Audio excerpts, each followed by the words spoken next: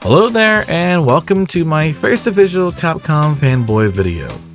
My name is belkitoFUERTE, and I'm here to share with you all a list of some underrated Capcom games.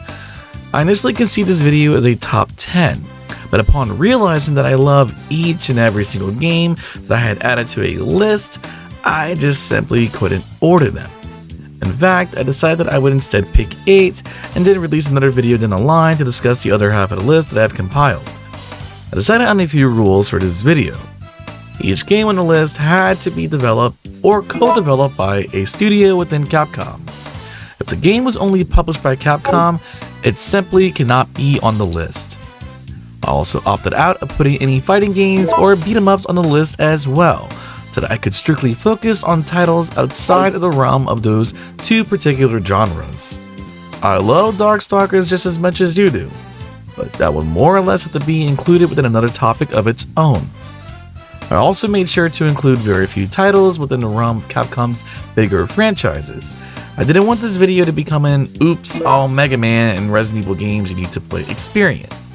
With this in mind, I hope you all enjoyed the video.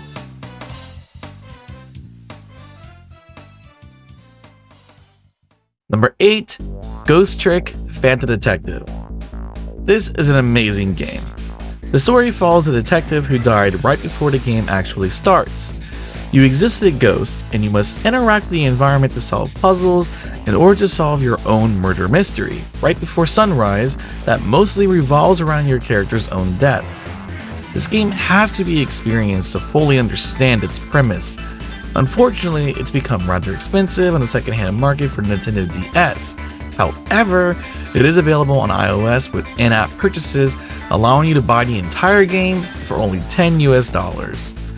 Written and directed by the creator of Phoenix Wright, you'd expect the story to have many twists and turns, so much so that I don't want to go into any further details or show gameplay past the opening chapter. If you can get a hold of the game in some way, I highly recommend it. The story is so riveting that you just might finish it in one sitting. Number 7, Strider 2014. Strider 2014 is one of the best action 2D platformers ever created.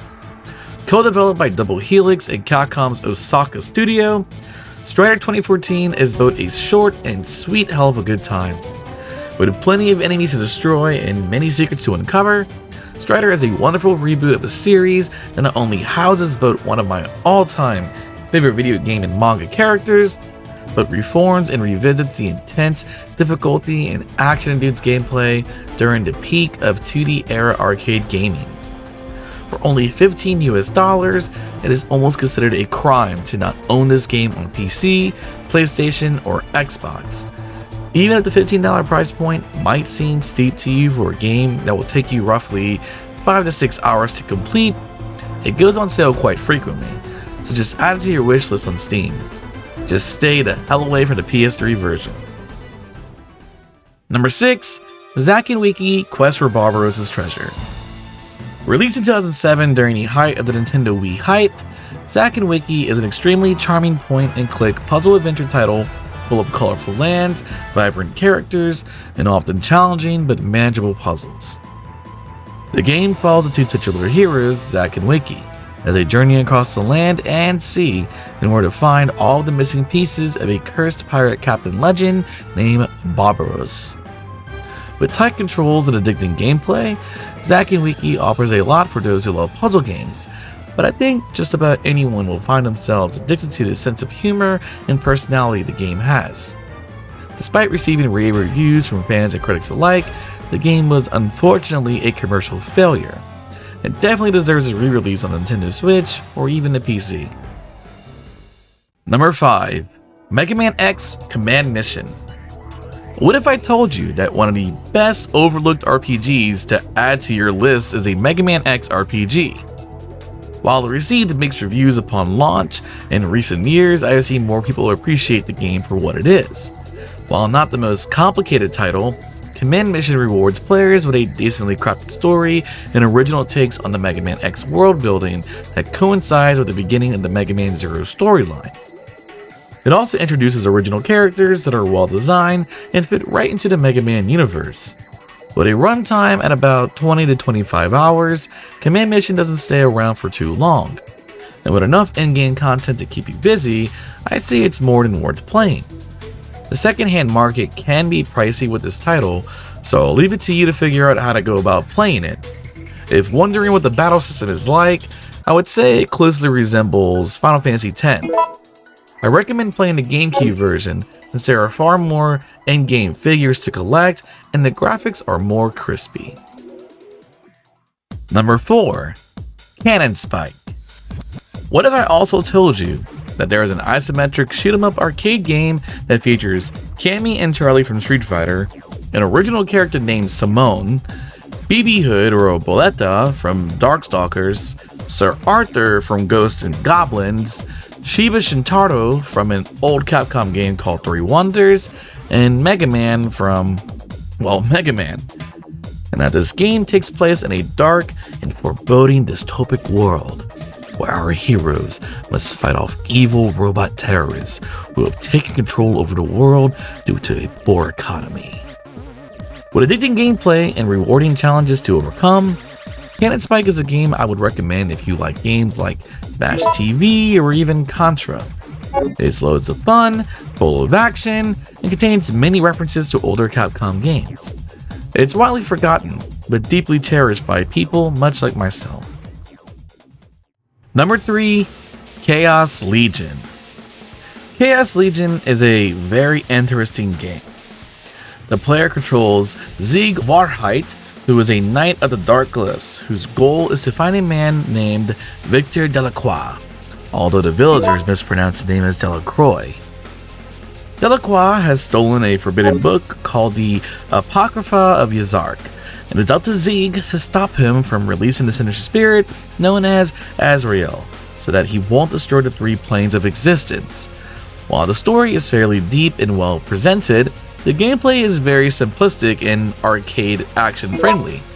You mostly hack and slash your way through enemy forces while utilizing the powers of the Chaos Legion, which are supernatural creatures that aid ZACK in both offensive and defensive maneuvers. The game is incredibly challenging, even on the normal difficulty, but there are plenty of tricks you can pull off that will actually hasten your progression and take out enemies and bosses alike in no time. Exploiting weaknesses is crucial in this game. Critics complain that there wasn't much to do with ZACK. However, there's a lot of upgrades that unlock new attacks, and upgrading your Chaos Legion partners opens up new approaches to combat. I feel this game is worth revisiting, especially if you're up for a true challenge. Nowadays, it's mostly forgotten, but the cult following it has is extremely loyal to this game. I personally love this title.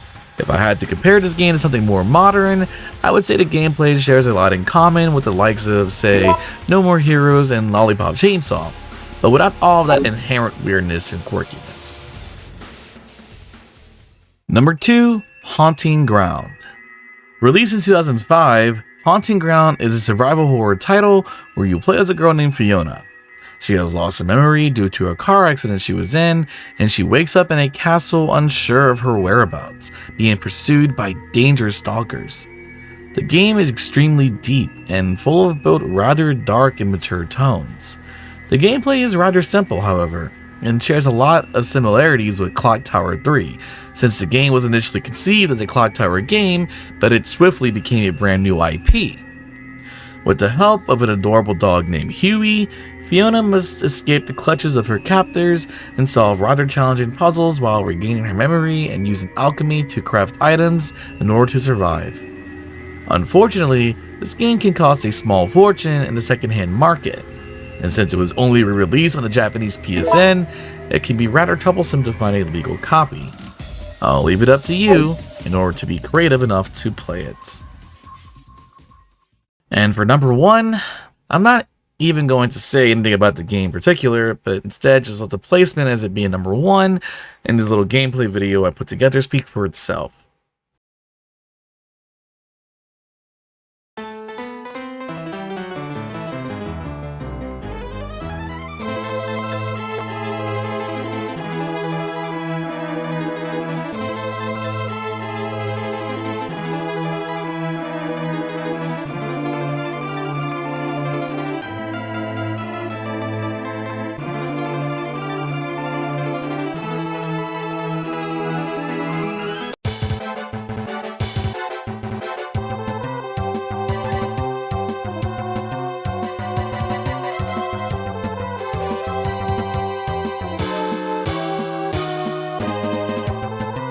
Now go play the first game and all the sequels.